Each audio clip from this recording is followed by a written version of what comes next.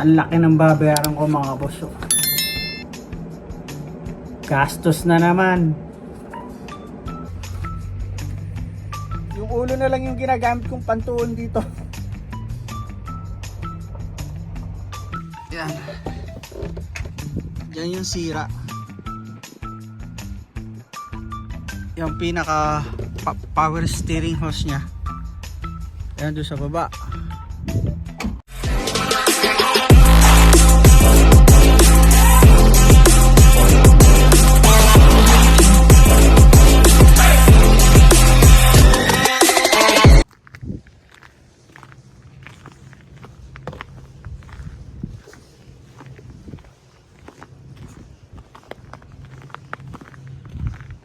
Kamusta mga boss? Pauwi na ako. At inaantay ko yung kasama ko sa bahay. At susunduin niya ako dito mga boss. Kasi yung sasakyan ko, pagpasok ko, dinala ko dun sa pagawaan. Kasi malakas na naman ang tulo ng power steering ko mga boss. May power steering leak. Yun pa rin yung dating sira. Pupuntahan namin ngayon yung sasakyan. Kumbaga mga boss, pina-check up ko muna. Tapos nagpa-estimate ako kung magkano yung babayaran ko. Pero hindi pa nila magagawa ngayon, kumbaga check up lang. Schedule ulit ang paggawa. Dito tayo pupunta sa industrial mga boss. Dito ko dinala yung kotse kanina umaga.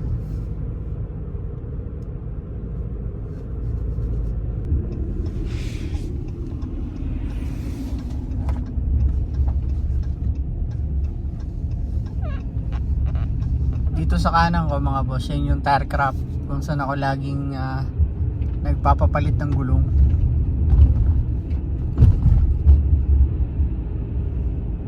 Ayan dyan dyan, ayan Johnson Industrial mga boss. Okay, pasok mo. Diyan ko nilagay kanina. Ayan mga boss. Dyan tayo ngayon pupunta.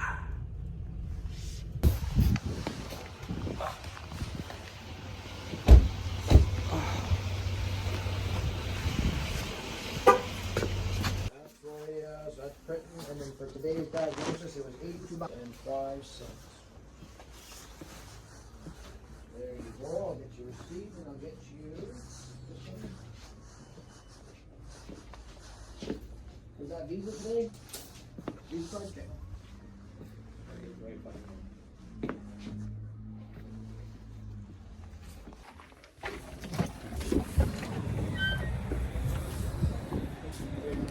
Sakit sa bulsa mga boss. Ito na yung quotation na binigay sa amin. Whew. 819 mga boss.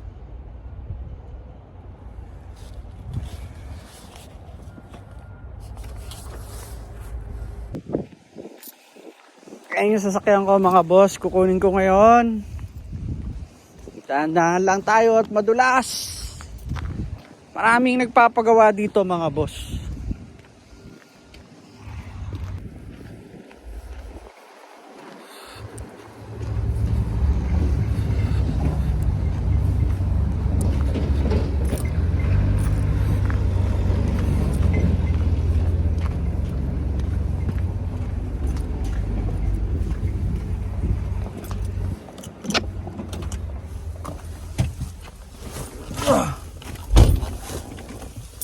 Ay nako.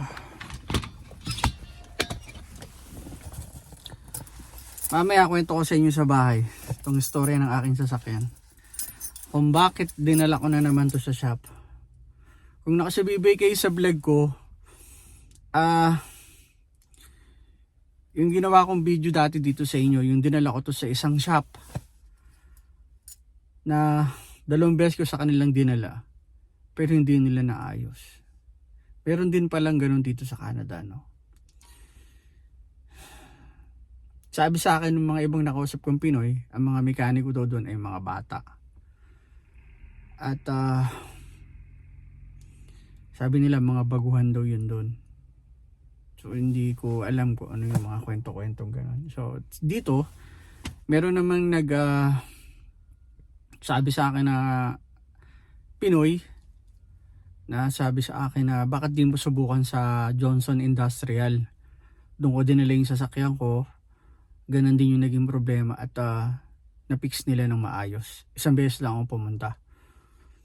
Ang sira nito mga boss, seal. Hindi ko alam kung paano kung ano bang ayun, kung oil seal ba yun. Basta seal mga boss. Yun ang sinabi sa akin ng shop dito. Nung tinawagan nila ako after nilang ma-check yung sasakyan. At yun daw yung dapat palitan. So we'll see. Sana Tuesday yung schedule ko mga boss dito.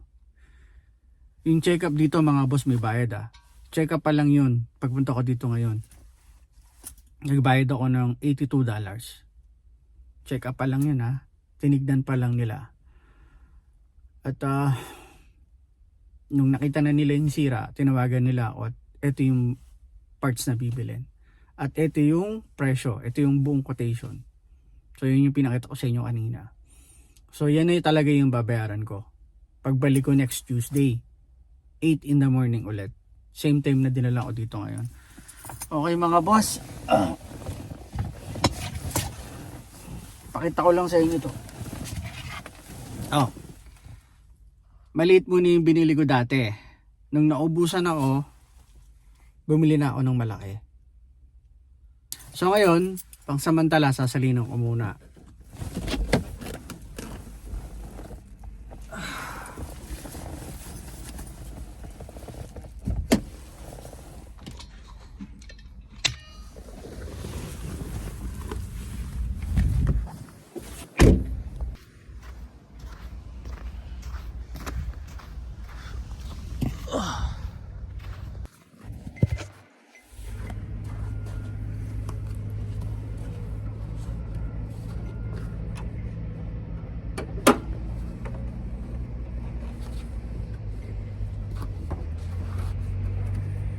Yung ulo na lang yung ginagamit kong pantuon dito.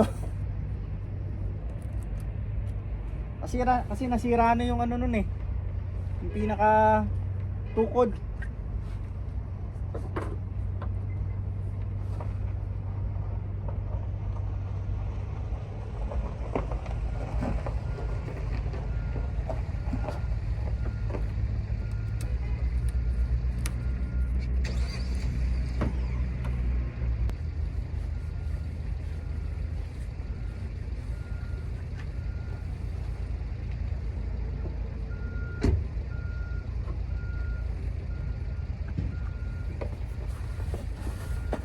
Yan.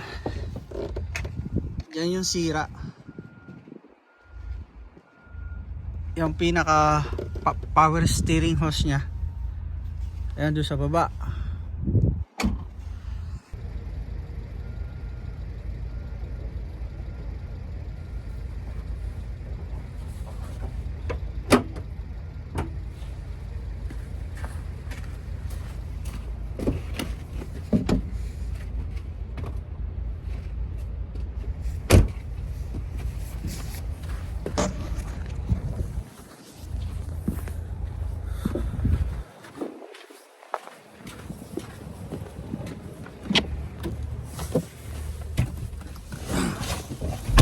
Ay nako. Pero okay lang yan. Hindi namin kayang bumili ng panibagong sasakyan mga boss. Hanggat magagawa ng paraan, agawa natin ng paraan. Kahit second hand yung sasakyan natin mga boss. Pag may konting sira ay paayos agad.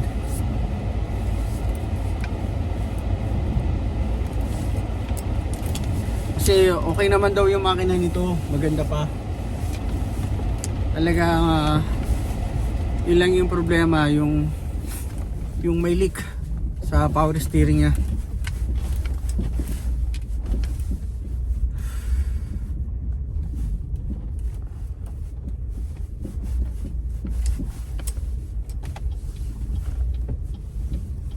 Uwi na tayo mga boss.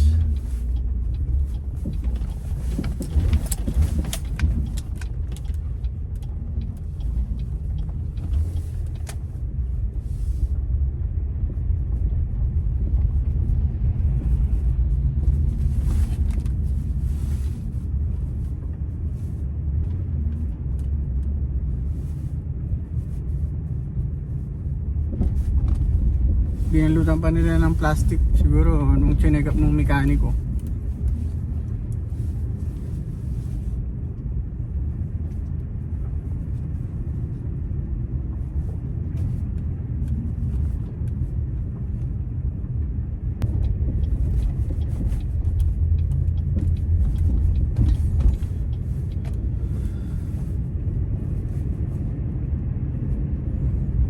Bili mo $800 mahigit. Magkano sa peso yung mga boss? Mahigit 30,000, di ba?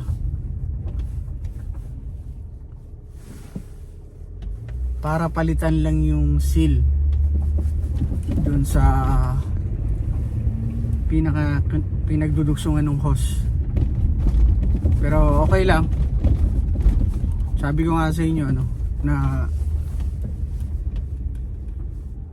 wag nyo laging tuusin o i-convert yung value. Talagang baka hindi mo na ipaayos tong sasakyan mo.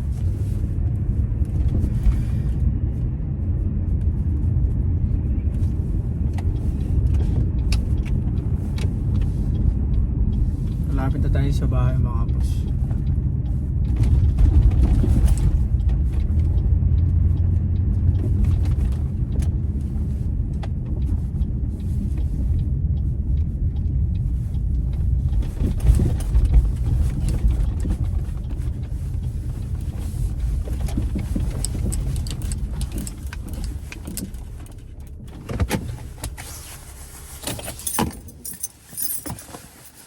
Ay nako.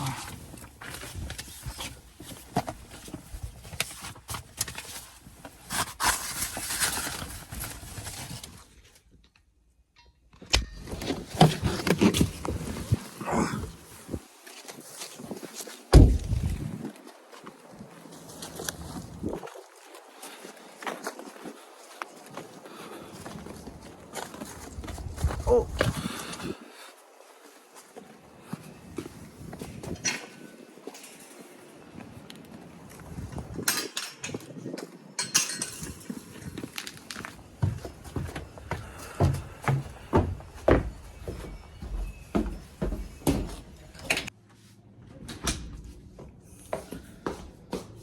Buksan natin yung ilaw mga boss.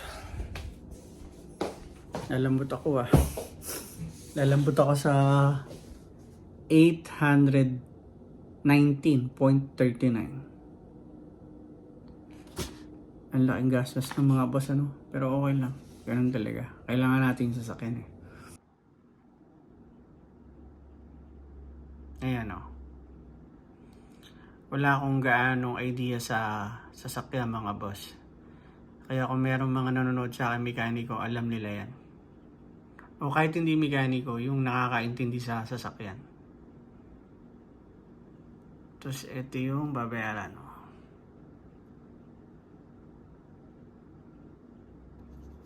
O diba? Lagasan naman ng bulsa natin ito.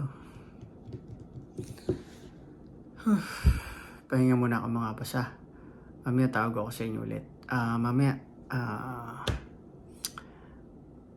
magkita-kita ulit tayo mga boss.